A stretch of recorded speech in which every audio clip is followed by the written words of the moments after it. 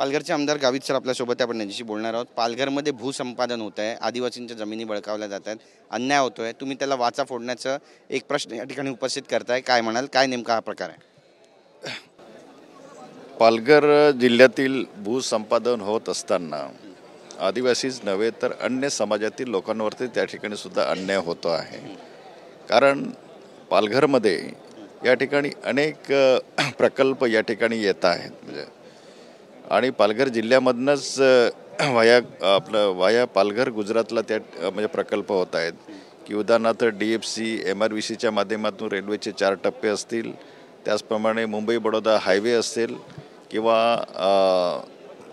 Mumbai Ahmedabad highway असेल किंवा त्या ठिकाणी टेक्स्टाईल पार्क असेल किंवा जिंदाल बंदर असेल, अशा प्रकारे एक ना अनेक प्रकल्प त्या पालघरमधनं जात असताना त्या ठिकाणी भूसंपादनासाठी जी काय प्रक्रिया अवलंबिली जाते आहे, म्हणजे सगळीकडेच नव्हे तर काही ठिकाणी त्या म्हणजे जी भूसंपादन करत असताना त्या ठिकाणी आदिवासी बांधव पिढ्यानं पिढ्या 2 ते 3 पिढ्यापासून त्या ठिकाणी कब्जेवाहितेच्या जमिनी शिवाय त्यांचं त्या ठिकाणी सातबारामध्ये इतर हक्कामध्ये त्यांचं नाव असतानासुद्धा त्या ठिकाणी प्रशासनाकडनं ज्या जबरदस्तीने पोलिसांच्या बळावरती ज्या जमिनी भूसंपादन केल्या जात आहेत ते अत्यंत चुकीचे आहे। आणि अशाच प्रकारे कोचाई बोरमाळ हा तलासरीतील जी ग्रुप ग्रामपंचायत आहे त्या ठिकाणी अशाच पद्धतीने आदिवासी बांधवांना जबरदस्तीने हिसकावून त्यांना कॉम्बिंग ऑपरेशन करून घरातून एक आपल्या गुरांना जसं आपण हाकलतो तशा पद्धतीने त्या ठिकाणी हाकलण्याचा प्रयत्न केलेला आहे।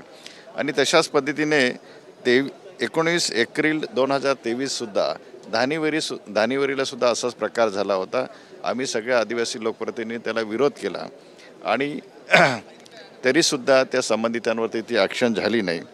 आणि याचाच परिणाम म्हणून त्या ठिकाणी 2018 पासून त्याचा त्या ठिकाणी पाठपुरावा केला जात होता। त्यांना ते आपला पुनर्वसनाच्या त्या ठिकाणी त्यांना ते पैसे त्या ठिकाणी त्यांना जी अमाऊंट मिळायला पाहिजे होती ती मिळाली नाही। आणि त्याचा परिणामस्वरूप लक्ष्मी प्रसूत बरब या महिलेने त्या ठिकाणी आत्महत्या केलेली आहे। आणि म्हणून याचा संदर्भ देऊन मी एक औचित्याचा त्या ठिकाणी प्रश्न उपस्थित केलेला आहे। संबंधित जे आपले काही उपविभागीय अधिकारी असतील किंवा ठेकेदार असेल किंवा पोलीस अधिकारी असतील ती यांच्यावर योग्य ती कारवाई व्हावी अशा प्रकारे त्या ठिकाणी मी मागणी केलेली आहे।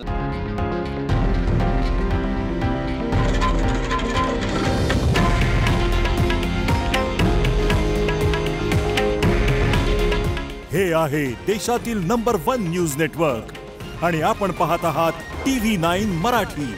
काळजी तुमची, हित महाराष्ट्राचं।